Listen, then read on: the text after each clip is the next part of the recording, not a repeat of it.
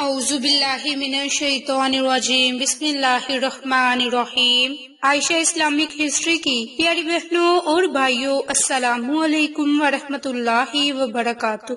میری بہنوں اور بھائیوں، ماہ ربیع الاول کا مبارک مہینے کی آمد ہے اور ربیع الاول کے آخری عشرے کے دنوں میں، یعنی کہ تیسرے عشرے میں آخری 10 دنوں میں سب میری بہنیں اور بھائی کام اعمال لازم کر لیں۔ انشاءاللہ اس کی برکت سے رب کریم آپ پر مہربان ہوگا۔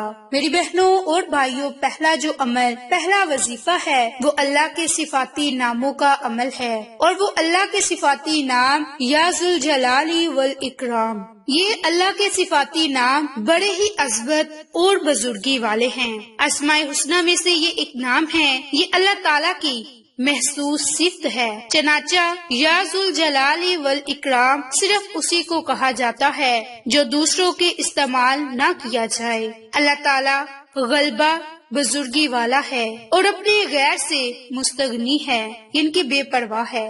تو یہ صفت الہی ہوئی، یہ اسماء صفات ہے۔ میری بہنوں، اس کا واضح مفہوم یہ ہے کہ اللہ رب العزت کی ذات مخلوق کو فنا کے بعد زندہ کرے گا اور ہمیشہ کی زندگی دے گا اور اپنے مومن بندوں پر خوب نوازش فرمائے گا۔ ذوالجلال والاکرام اسماء اعظم ہیں، جیسے کہ ترمذی کی روایت میں موجود ہے کہ حضور نبی کریم صلی اللہ علیہ وآلہ وسلم نے اسے دعاؤں میں ہمیشہ التزام کے ساتھ ورد کی تلقین فرمائی، کیونکہ اسماء اعظم کے توسل سے مانگی ہوئی دعا کبھی بھی رد نہیں ہوتی بلکہ مستجاب ہوتی ہے، یعنی کہ بارگاہ الہی میں قبول ہوتی ہے۔ تو میری بہنوں اور بھائیوں، جو پہلا عمل، پہلا وظیفہ ہے وہ اللہ کے صفاتی نام اسماء اعظم یا ذوالجلال والاکرام کا ہے۔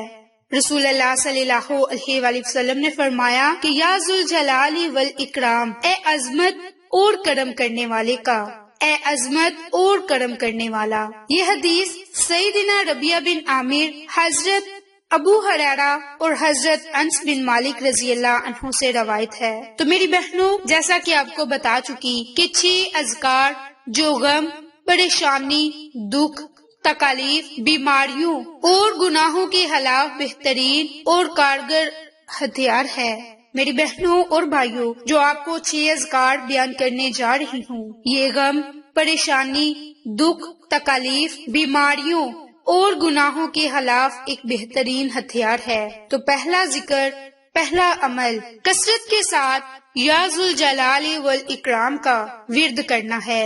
یہ ذکر بولی بصری سنت بنتا جا رہا ہے، حالانکہ آپ صلی اللہ علیہ وآلہ وسلم نے اس کی وصیت اور اس کے متعلق نصیحت فرمائی ہے۔ رسول اللہ صلی اللہ علیہ وآلہ وسلم نے فرمایا کہ یا ذوالجلال والاکرام کو اسے لازم پکڑو تاکہ رب کریم تم پر رحم فرما سکے۔ انس بن مالک سے روایت ہے کہ رسول اللہ صلی اللہ علیہ وآلہ وسلم نے فرمایا کہ یا ذوالجلال والاکرام کو لازم پکڑو، یعنی کہ اپنی دعاؤں میں برابر پڑھتے رہا کرو، مطلب یہ کہ کثرت کے ساتھ پڑھا کرو۔ رسول اللہ صلی اللہ علیہ وآلہ وسلم نے جو اس ذکر کے پڑھنے کا کہا ہے، اس میں ایک عظیم راز پوشیدہ ہے۔ یا ذوالجلال، بہت بڑے جلال اور کامل بزرگی والی ہستی، والاکرام، اور اپنے اولیاء کے لیے اکرام اور تکریم کی مالک ہستی۔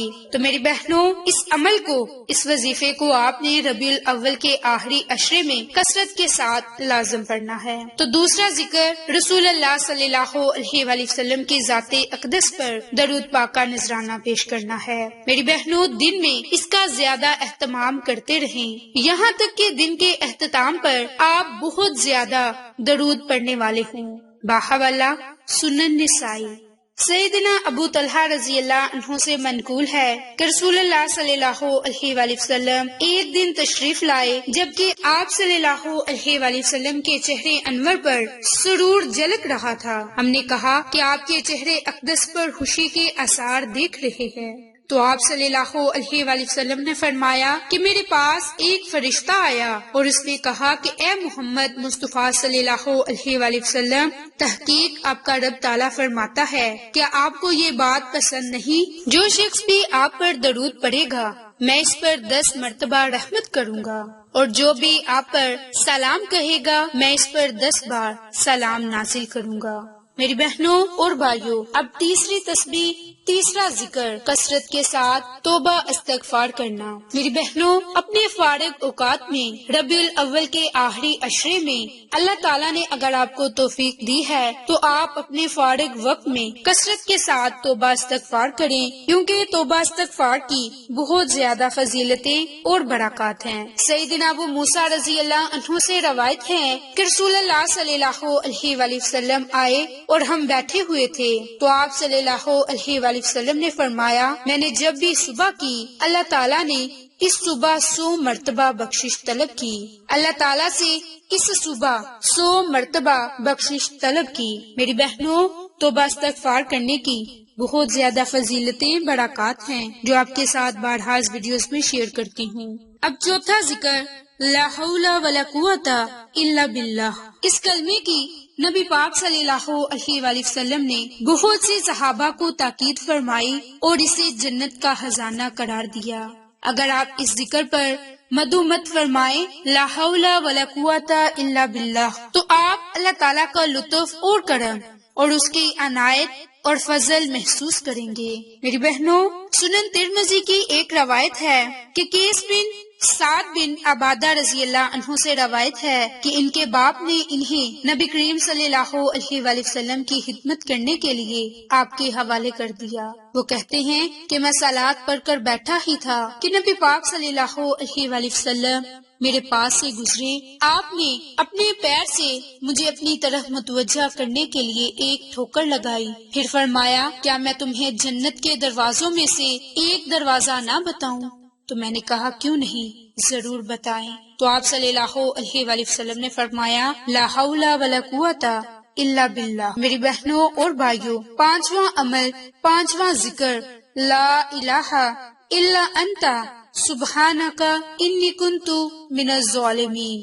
میری بہنوں اور بھائیوں، یہ اللہ کے نبی کی یعنی کہ حضرت یونس علیہ السلام کی دعا ہے۔ یہ ذکر غم اور فکر کو بھگانے اور خوشیاں اور مسرت سمیٹنے کا سبب ہے۔ سیدنا سعد رضی اللہ عنہ کہتے ہیں کہ رسول اللہ صلی اللہ علیہ وآلہ وسلم نے فرمایا کہ ذوالنون یعنی کہ حضرت یونس علیہ السلام کی دعا جو انہوں نے مچھلی کے پیٹ میں رہنے کے دوران کی تھی وہ یہ تھی کہ لا الہ الا انت سبحانک انی کنت من الظالمین، کیونکہ یہ ایسی دعا ہے کہ جب بھی کوئی مسلمان شخص اس دعا کو پڑھے گا تو اللہ تعالیٰ اس کی دعا کو قبول فرمائے گا۔ باحوالہ سنن ترمذی۔ تو میری بہنوں اور بھائیوں، یہ تھے 5 ذکر، 5 اعمال، 5 تسبیحات جو آج کے اس ویڈیو میں آپ کے ساتھ میں نے شیئر کیے۔ تو آپ نے ربیع الاول کے تیسرے عشرے یعنی کہ آخری 10 دنوں میں ان اذکار سے سبق، فائدہ اور ثمرات سمیٹنے ہیں۔ میری بہنوں، جس قدر اللہ کا ذکر کریں گے اسی حساب سے اللہ تعالیٰ کی محبت کا حصول مکمل ہوگا۔ جس قدر دعا میں عاجزی اور انکساری ہوگی اس لحاظ سے وہ اللہ تعالیٰ کے ہاں قبولیت کا درجہ پائے گی۔ اور کثرت سے دعا اور موضوعات اور اذکار کا ورد شیطان کو بھگانے اور جسم سے حسد کے زہر کو ختم کرنے کے لیے بہت ہی ضروری ہے۔ اس لیے کثرت کے ساتھ توبہ استغفار کیا کریں، اللہ کا ذکر اذکار کیا کریں۔ تو میری بہنوں، یہ وہ 5 تسبیحات، 5 ذکر ہیں، 5 کلمات ہیں جو آپ نے ربیع الاول کے آخری 10 دنوں میں لازم پڑھنے ہیں۔ انشاءاللہ اس کی برکت سے ہر غم، ہر پریشانی ختم ہوگی، مصیبتوں کا خاتمہ ہوگا۔ رب تعالیٰ سے جو دعا مانگیں گے آپ کی وہ دعا ضرور قبول ہوگی۔ تو میری بہنوں، آپ کو یہ ہماری ویڈیو پسند آئے تو اسے لائک، شیئر اور سبسکرائب کریں۔ جزاک اللہ۔